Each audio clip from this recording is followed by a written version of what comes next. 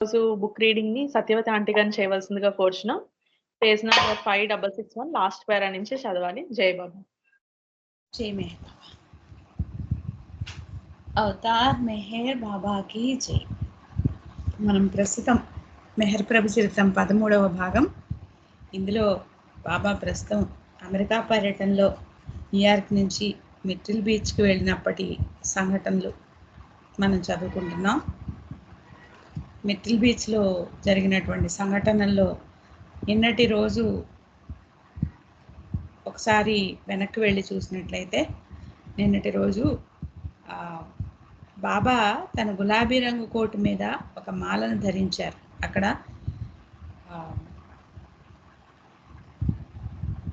అక్కడ ఉన్నటువంటి పాశ్చాత్య బాబా ప్రేమికులు రకరకాలైనటువంటి మాలల్ని తయారు చేసి బాబాకు అలంకరించడం అనేది జరుగుతూ ఉంటుంది. ఆ భాగంగా అంతకుముందు ఆ రోజు ఒక మాలను ధరించారట బాబా. అది ఎలా ఉందో చెప్పారు, నిన్న వర్ణించారు దాన్ని. అది శాండ్ డాలర్ ఆకారంలో ఉంది. 7 సముద్రపు ఆల్చిప్పలని మాలగా గుచ్చారట. అది బెట్టి దిబోడియా తయారు చేశారు. దాన్ని ఎలినోర్ కిట్ బాబాకు సమర్పించారు.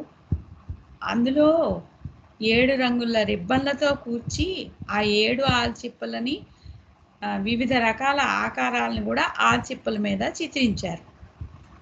దాన్ని చూసి బాబా అక్కడ కూడా ఆధ్యాత్మికత పొందుపరిచి దాంట్లో కూడా బాబా ఏం చెప్పారంటే ఆ 7 ఆల్చిప్పల పైన ఉండేటువంటి ఆకారాలను గురించి చెప్తూ చైతన్యం లేని రాయి నుండి చైతన్యవంతుడైన మనిషి వరకు సాగిన 7 విధాలైనటువంటి పరిణామ దశలకు సంకేతాలుగా ఆ చిత్రాలు ఉన్నాయని వర్ణించారు. ఇంకా దండం చూపిస్తూ ఇది మానవుని యొక్క 7 దశలకు ప్రాతినిధ్యం వహిస్తుంది అని చెప్పారు. అంటే మానవుడిగా జన్మించటానికి ముందు ఉన్నటువంటి పరిణామ అవస్థలు ఏవైతే ఉన్నాయో అవన్నీ కూడా ఆ ఆల్చిప్పల మీద ఉన్నాయి. వాటికి సంకేతాలు, ఆ పరిణామ దశలకు సంకేతాలు ఉన్నాయి ఆ చిత్రాల్లోని చూపిస్తూ. అందులో ఒక ఆల్చిప్ప పగిలిపోయి ఉందట. దాన్ని చూసి బాబా జోక్ చేశారు. ఏమని?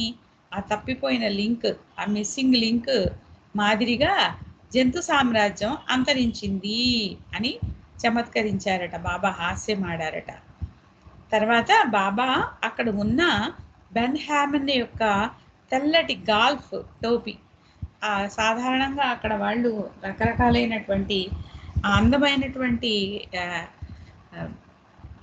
టోపీల్ని పెట్టుకుంటూ ఉంటారు వాళ్ళు. అందులో ఒక తెల్లటి గాల్ఫ్ టోపీని బాబా తీసుకొని, బెన్ హ్యామన్ పెట్టుకున్నటువంటి టోపీని తీసుకొని సరదాగా తన తలపై పెట్టుకున్నారు. అది చూసి అందరూ కూడా ఆనందపడ్డారు. ఆ విధంగా బాబా అందరినీ వినోదపరిచారట. ఈరోజు విషయానికి వస్తే అందరినీ సంతోషంగా తిలకిస్తూ బాబా ఇలా చెప్పారట వాళ్ళతో, నేను అనేక ప్రదేశాల్లో ఉండి వచ్చాను అన్న విషయం మీరు తెలుసుకోవాలన్నదే నా కోరిక.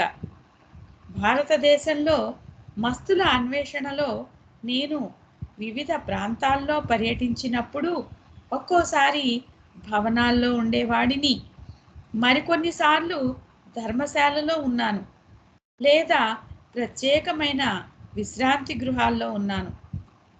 అలాగే ఆలయాల్లోనూ లేదా పూరిపాకల్లోనూ ఉన్నాను. మరి కొన్ని సమయాల్లో చెట్ల క్రింద రైల్వే ప్లాట్ఫామ్ మీద ఉన్నాను. అటువంటి చోట నాతో పాటు రోడ్లు ఊడ్చేవాళ్ళు, అస్పృశ్యులు ఉండేవాళ్ళు. కానీ ఇక్కడ అంటే ప్రస్తుతం వాళ్ళు మిట్టిల్ బీచ్లో ఉన్నటువంటి బాబా హౌస్, అది మిట్టిల్ బీచ్లో ఆ బాబా హౌస్, దాన్ని చూపిస్తూ బాబా అన్నారు, నా కోసం ఎలిజబెత్ ఎంతో సౌకర్యవంతమైన ఇంటిని నిర్మించింది అని తెలియజేశారు ఆ బాబా హౌస్ని చూపిస్తూ మిట్టిల్ బీచ్లో. మరి బాబా వివిధ ప్రాంతాల్లో వివిధ ప్రదేశాల్లో పర్యటించినప్పుడు ఆయన ఏ సౌకర్యాలు లేనటువంటి ప్రాంతాల్లోనూ ఉన్నారు, సౌకర్యాలు ఉన్న ప్రాంతాల్లోనూ ఉన్నారు. ఈరోజు మనం ఏదన్నా ఒక టూర్ వేసుకున్నామంటే ముందుగా ఏం చూస్తున్నాం, అక్కడ మనకి సకల సదుపాయాలు ఉన్నాయా లేవా. అన్నీ ఉన్నాయా లేదా, ఎందుకంటే అడ్జస్ట్ పోతున్నటువంటి పరిస్థితి మనది. అన్నీ ఉన్నాయా లేదా చూసుకొని అన్నీ అమర్చుకొని అన్నీ ఉన్నాయి అనుకుని వెళ్తున్నాం. ఒకవేళ లేకపోతే ఇండివిజువల్గా కూడా బుక్ చేసుకోవడానికి కూడా మనం రెడీ అవుతున్నాం. కానీ మనం ఇక్కడ పరిశీలించినట్లయితే బాబా స్వయంగా చెప్తున్నారు, ఈ మాటని బాబా స్వయంగా చెప్తున్నారు. అనేక ప్రదేశాల్లో నేను ఉండి వచ్చాను, ఇక్కడ ఉన్నటువంటి అత్యాధునికమైనటువంటి సౌకర్యవంతమైనటువంటి ఇంటిని ఎలిజబెత్ నా కోసం నిర్మించింది. కానీ ఇంతకు ముందు నేను ఇలాంటి ప్రాంతాల్లో కూడా నేను ఉండి నా కార్యక్రమాన్ని చేసుకోవాల్సి వచ్చింది అని బాబా వాళ్ళందరికీ కూడా తెలియజేస్తున్నారనమాట. మరి తనతో పాటు రోడ్లు ఊడ్చేవాళ్ళు, అస్పృశ్యులు కూడా ఉండేవాళ్ళు. మరి ఆలయాల్లోనూ పూరిపాకల్లోనూ మరి గెస్ట్ హౌసుల్లో, ప్రత్యేకమైనటువంటి గెస్ట్ హౌసుల్లోనూ ఉన్నారు, ధర్మశాలల్లోనూ ఉన్నారు, ఒక్కోసారి భవనాల్లో ఉన్నారు. అన్ని రకాలైనటువంటి ప్రాంతాల్లోనూ సంచరించినప్పుడు బాబా మరి విశ్రాంతి తీసుకోవాలి కదా, నైట్ టైం ప్రయాణాలు ఉండవు కదా. మరి ఆ సమయంలో ఎలా ఉన్నారు ఏమిటి అనే విషయాన్ని అక్కడ ఉన్న బాబా పాశ్చాత్య ప్రేమికులకి తెలియజేశారనమాట. ఆ తర్వాత ఇక్కడ ఉన్న ప్రతిదీ ఆమె నాకు ఇచ్చిన విరాళమే. ఎలిజబెత్ మొత్తం 500 ఎకరాల స్థలాన్ని కానుకగా నాకు సమర్పించింది. ఎలిజబెత్కి నా పట్ల ఉన్న ప్రేమే ఇలా ప్రతి విషయాన్ని సాధ్యపడేటట్టు చేసింది. రేపు ఎలిజబెత్ జన్మదినం. ఆమె జన్మదినాన్ని జరిపే సరైన సమయానికి నేను ఇక్కడ ఉన్నాను. సాక్షాత్తు అవతార పురుషుని సన్నిధిలో ఆమె తన జన్మదినాన్ని జరుపుకున్నటువంటి భాగ్యశీలి అన్నమాట. ఆ సమయానికి మరి బాబా కూడా అక్కడికి వెళ్ళటం అనేది ఆమె యొక్క అదృష్టం ఎంత ఉందో చూడండి ఇక్కడ. రేపు నేను ఆమెను 7 సార్లు ఆలింగనం చేసుకోవాలి. మీరెవ్వరూ ఆమెకు ఎటువంటి కానుకలు ఇవ్వకూడదు. ఎందుకంటే అత్యద్భుతమైనటువంటి కానుకని అవతార పురుషుడు ఇస్తున్నప్పుడు మరి మిగతా వాళ్ళు ఇచ్చేటువంటి ఆ చిన్న చిన్న కానుకలు అక్కడ వ్యర్థమైనయే అవుతాయి. కాబట్టి బాబా ముందుగానే వాళ్ళందరికీ తెలియజేశారు. జన్మదినం అంటే మామూలుగా సాధారణంగా ఏవో ఒక గిఫ్ట్లు ఇవ్వడం అనేది ఆనవాయితీగా వస్తూ ఉంటుంది. కాబట్టి ముందుగానే బాబా తెలియజేశారనమాట. నేను ఆమెను 7 సార్లు ఆలింగనం చేసుకోవాలి, మీరెవ్వరు ఆమెకు ఎటువంటి కానుకలు ఇవ్వకూడదు అని చెప్పి ఆదేశాలు ఇచ్చారు బాబా వాళ్ళందరికీ. ఇప్పుడు బాబా హౌస్ తెరిచే ఉంది. లోనికి వెళ్ళి ప్రతి వస్తువును చూడండి, కానీ ఇక్కడ నుండి దేనిని తీసుకొని పారిపోకండి. గదిలో నేలపైన జారి పడకండి. ఒక ప్రత్యేక రకానికి చెందిన తివాచీతో నేలంతా కప్పబడి ఉండడం వలన నేల జారుడుగా ఉంది అని చెప్తున్నారు బాబా వాళ్ళకి. అందరూ నవ్వారు. అప్పుడు బాబా, ప్రపంచంలోని అన్ని ప్రదేశాల్లోకెల్లా ఈ ఇల్లు నాకెంతో సౌకర్యవంతంగా అనిపిస్తుంది. ఇక్కడి వాతావరణం వేడిగాను తేమగాను ఉన్నప్పటికీ నాకు ఈ ప్రదేశం అంటే చాలా ఇష్టం అన్నారు. తన ప్రేమికులు ఒక్కొక్కరు తన ప్రక్క నుండి హౌస్లోకి వెళ్తుండగా బాబా ఎంతో సాదరంగా ఆహ్వానిస్తున్నట్లు వసారాలో నిలుచున్నారు. ఒక వ్యక్తి పాదరక్షలు విడిచి లోనికి వెళ్ళబోతుండగా బాబా అతన్ని వారించారు. అందరూ తన పడక గదిలోకి చేరి నిలబడి ఉండగా బాబా తన మంచం అంచుపైన కూర్చొని వాళ్ళతో కొద్దిసేపు మాట్లాడారు. అంటే పాదరక్షలు విడిచి వెళ్ళే అలవాటు ప్రకారం బయట వెళ్తుంటే అవసరం లేదని స్వయంగా బాబా చెప్పారన్నమాట. అక్కడ అందరూ తన పడక గదిలోకి చేరి నిలబడి ఉండగా బాబా తన మంచం అంచుపైన కూర్చొని వాళ్లతో కొద్దిసేపు మాట్లాడారు.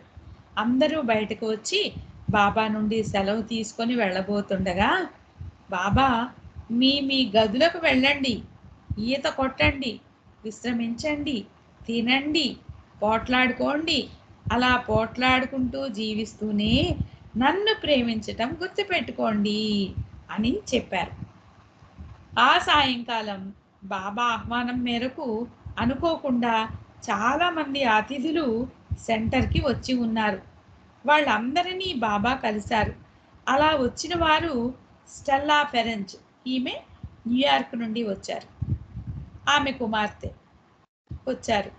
ఇజ్రాయెల్ నుండి కెర్రీబెన్ షమ్మాయి వచ్చారు. అలాగే బాలే డాన్సర్లు being Peter Salby, Harold and Virginia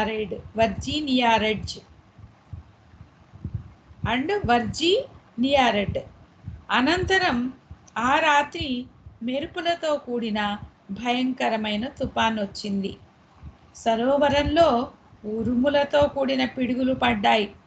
బాబా మొదటిసారి మిర్చిల్ బీచ్కి వచ్చినప్పుడు కూడా ఇలాంటి తుఫానే సంభవించింది. జూలై 26వ తేదీ ఉదయం బాబా నడుచుకుంటూ గెస్ట్ హౌస్కి వెళ్ళారు. దగ్గరలో ఉన్న ల్యాంటరన్ క్యాబిన్లో ఉంటున్న 5 స్త్రీలు బాబాను పలకరించారు. ఆ 5 ఫిల్లిస్ Frederick, ఎడిల్ వోల్కిన్, బిలీ eaten, బిరైల్ Williams, Sylvia gains అన్నమాట. వాళ్ళంతా బాబా అలసిపోయినట్టు కనబడగా బాబా మీరు రాత్రంతా మీ పనిని నిర్వహించారా అని ఐవీ డ్యూస్ అడిగింది బాబాని. బాబా విపరీతమైన పనిభారం ఉన్నట్టుగా తన చేతులతో తలను పట్టుకొని, అవును, నేను రాత్రంతా పనిచేశాను, మీకది అర్థం కాదు, విశ్వభారమంతా నా తలపైనే ఉంది, ఈ ఉదయం నాకు చాలా అసౌకర్యంగా అనిపించింది అని చెప్పారు. మరి ఆయన అంత భారమైనటువంటి విశ్వకార్యంలో ఉన్న దానికి సూచనగా మరి ఆ రోజు రాత్రి అక్కడ మెరుపులతో కూడిన భయంకరమైనటువంటి తుఫాన్ వచ్చి ఉండొచ్చు. అక్కడ ఉన్నటువంటి సరోవరంలో ఉరుములతో కూడిన పిడుగులు పడి ఉండొచ్చు అని అనిపిస్తుంది. వంటగదికి వెళ్తూ బాబా బోట్ హౌస్ వద్ద కాసేపు ఆగారు. హెరాల్డ్ అండ్ వర్జీనియా రెడ్ అందులో బస చేశారు. బాగా నిద్ర పట్టిందా, లేక పిడుగుల వల్ల ఏమైనా భయపడ్డారా అని బాబా వాళ్లను అడిగారు. తాము బాగానే ఉన్నామని, వేరే ప్రదేశాలకు మారాలని అనుకోవడం లేదని వారు చెప్పారు. సరోవరం సమీపంలోని నేలపై ఏరిచ్ ఒక రుమాలును పరిచాడు. బాబా కూర్చొని తన అదృశ్య లోకాల్లో విశ్వకార్యం నిర్వర్తిస్తూ 15 నిమిషాలు అక్కడ ఉన్నారు. జై మెహర్ బాబా. శేషారత్నం గారు, జై బాబా అండి. శేషారత్నం గారు ఉన్నారా? జై బాబా. అంటే ఆమె ఇటీవల కాలంలోనే మిర్టిల్ బీచ్కి వెళ్ళారు కదా, అక్కడ సరోవరం అని చెప్తున్నారు కదా, అది అక్కడ ఆమె చూసారని అడుగుదామని పిలిచాను. జై బాబా. సరోవరం సమీపంలోని నేలపై ఏరిచ్ ఒక రుమాలును పరిచాడు. బాబా కూర్చొని తన అదృశ్య లోకాల్లో విశ్వకార్యం నిర్వర్తిస్తూ 15 నిమిషాలు అక్కడ ఉన్నారు. ఆ తర్వాత లేచి వంటశాలకు వెళ్ళి అక్కడ బ్రేక్ఫాస్ట్ తింటున్న తన ప్రేమికులతో పాటు కూర్చున్నారు. జై బాబా. విజయలక్ష్మి గారు, హైదరాబాద్ విజయలక్ష్మి గారు, మీరు వెళ్ళారండి మిర్టిల్ బీచ్? జై బాబా.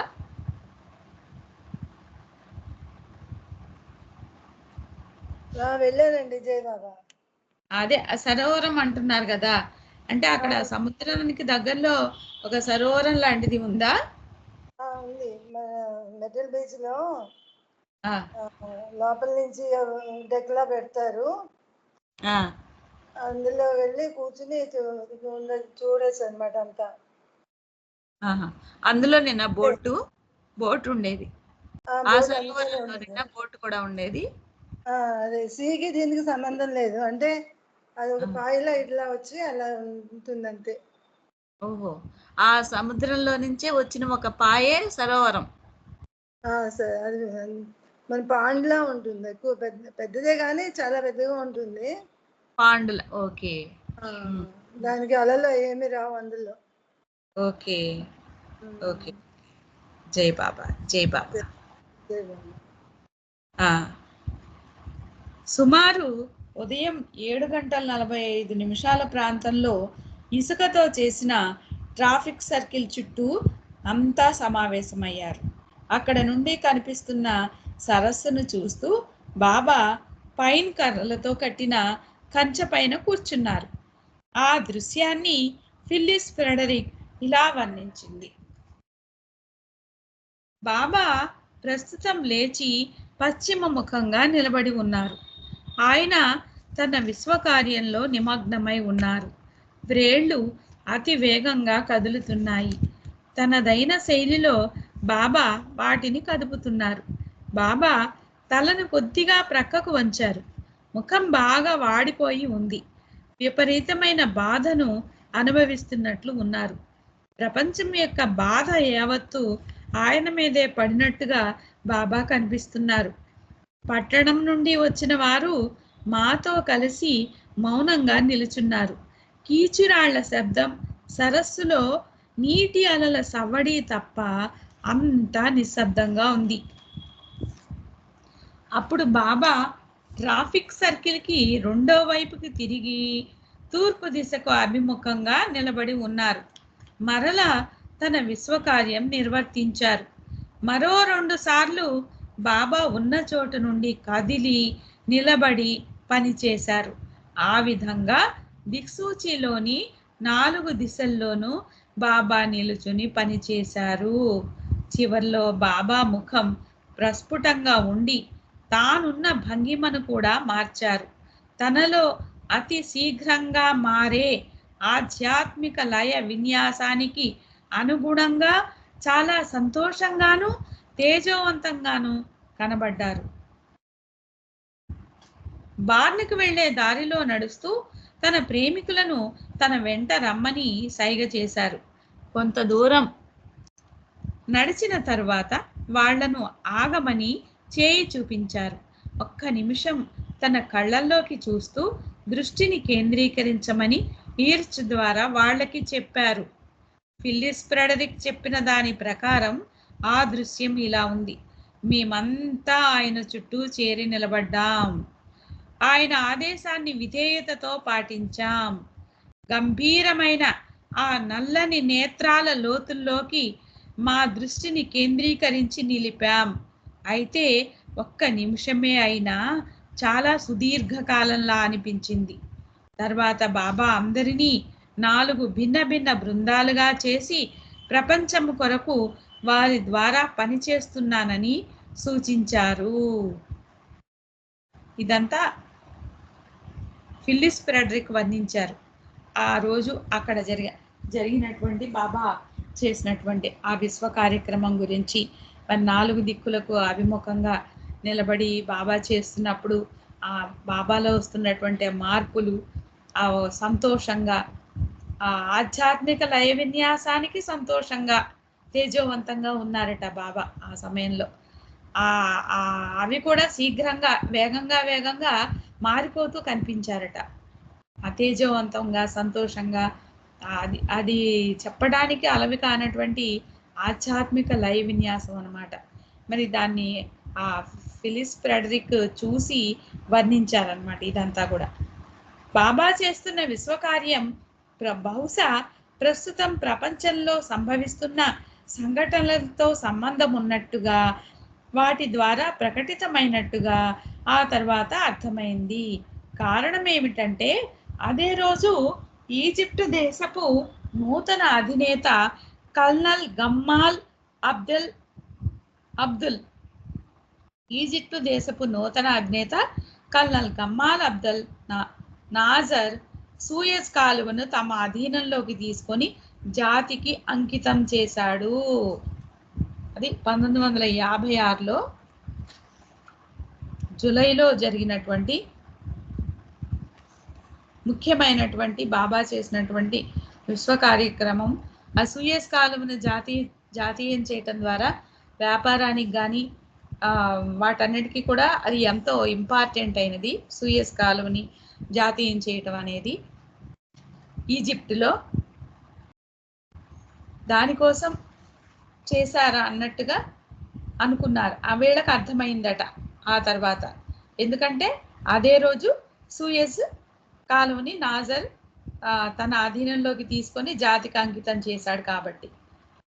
నైలు నది మీద ఆస్వాన్ హై డామ్ కట్టడానికి ఆర్థిక సహాయం అందిస్తామని ముందుకొచ్చిన అమెరికా, బ్రిటిష్ ప్రభుత్వాలు తమ మాటను వెనక్కి తీసుకున్న చర్యకు ప్రతీకారంగా సైనిక చర్య ద్వారా ఈజిప్ట్ సూయజ్ కాలువను ఆక్రమించుకుంది. నాజరు యొక్క నిరంకుశ ప్రభుత్వం కూలిపోవాలన్న ఆశతో అమెరికా, బ్రిటిష్ ప్రభుత్వాలు ఆర్థిక సాయం అందిస్తామని చెప్పి మాట తప్పాయి. అదే రోజు ఆండ్రియా డోరియా అనే పెద్ద ఓడ కూడా సముద్రంలో మునిగిపోయింది. ఫ్లోరిడాలోని సెయింట్ పీటర్స్బర్గ్ నుండి కారులో వచ్చిన మహదాలవ్, ఆమె స్నేహితురాలు లిండా వాళ్ళని చూసి బాబా పలకరించారు. 1952లో మెహర్ బాబాను మహదా మిట్టిల్ బీచ్లో కలుసుకుంది. కానీ ఈ మధ్యకాలంలో ఆమె సంత్ కృపాల్ సింగ్కి శిష్యురాలయ్యింది. బాబా ఆమెను ఒక పక్కకు తీసుకెళ్ళి కొన్ని నిమిషాలు ఆమెతో మాట్లాడి ఆలింగనం చేసుకున్నారు. ఆ తర్వాత ఆమెకు వ్యక్తిగత ఇంటర్వ్యూలో బాబాను కలిసినప్పుడు ఆమెను తిరిగి ఇంటికి వెళ్ళమని చెప్పారు. బాబా తిరిగి లగూన్ క్యాబిన్కి వెళ్ళి అక్కడ ఉదయం 9 గంటల నుండి సందర్శకులను విడిగా కలవడం కొనసాగించారు. సాక్షాత్తు ఆమె ఈ మిట్టిల్ బీచ్లో 1952లోనే ఈ మహదాలవ్ అనే ఆమె బాబాను కలుసుకున్నప్పటికీ కూడా ఆ తర్వాత ఆమె సంత్ కృపాల్ సింగ్కి గురువుగా స్వీకరించి అక్కడ శిష్యురాలయ్యింది.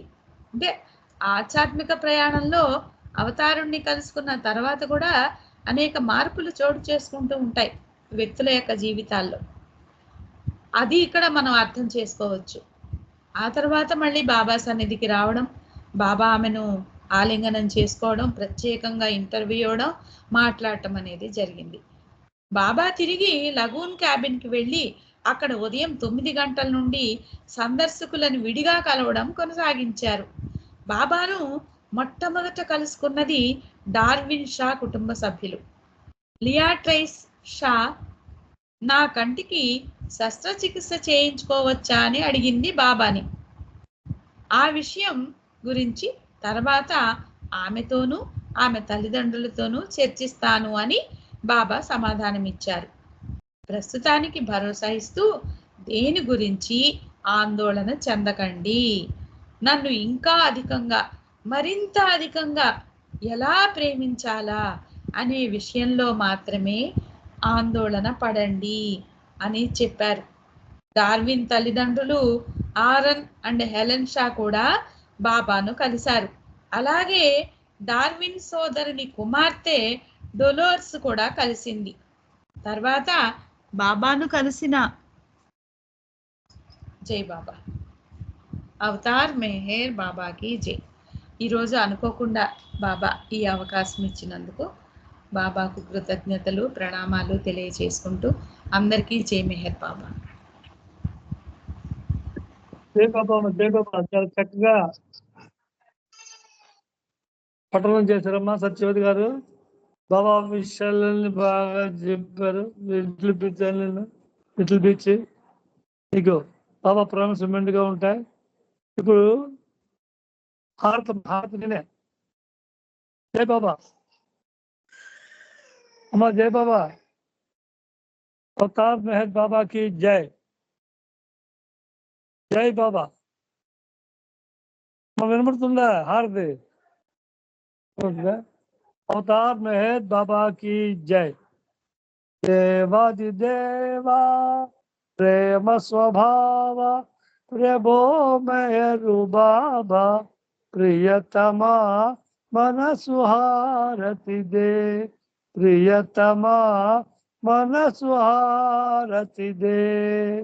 దేవాది దేవా ప్రేమ స్వభావ ప్రభో మెహరు బాబా ప్రియతమా మనసు హారతి దే ప్రియతమా మనసు హారతి దే ప్రేమ జ్యోతి మా తుది వెలిగించు కామ క్రోధముల మరి తొలగించు దామను వీడక నిన్ను ప్రేమించు దామను వీడక నిన్ను ప్రేమించు మము కరుణించవయా ప్రియతమా మనసు హారతి దే ప్రియతమా మనసు హారతి దే దేవాది దేవా ప్రేమ స్వభావ ప్రభో మెహరు బాబా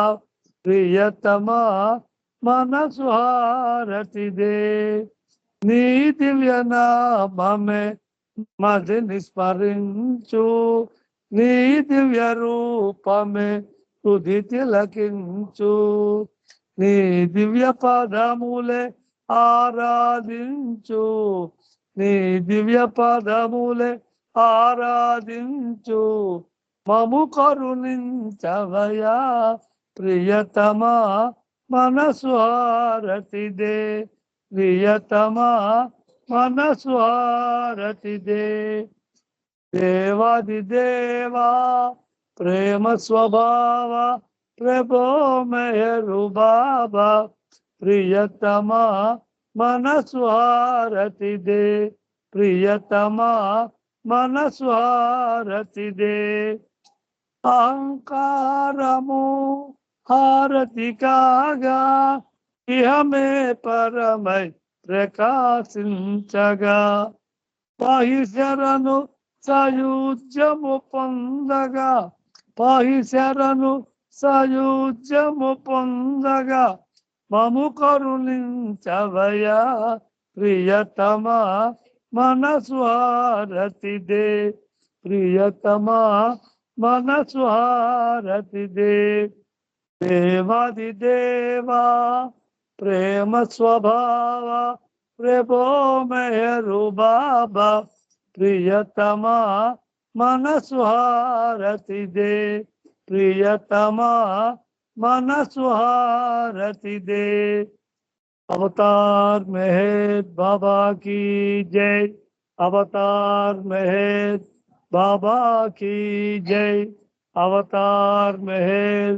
बाबा की जय अवतार मेहर बाबा की जय प्रेमावतार मेहर बाबा की जय मौनावतार मेहर बाबा की जय रात पर ब्रह्म अवतार मेहर बाबा की जय మా జై బాబా అందరికి జై బాబా నేను రావడం లేట్ అయిపోయింది క్షమించ బాబా వారిని క్షమించాలని కోరుతున్నాను అవతార్ మెహర్ బాబాకి జై జై బాబా అందరికి జై బాబా జై బాబా జై బాబా అందరికీ జై బాబా మెహర్ బాబా కి జై బాబా జై.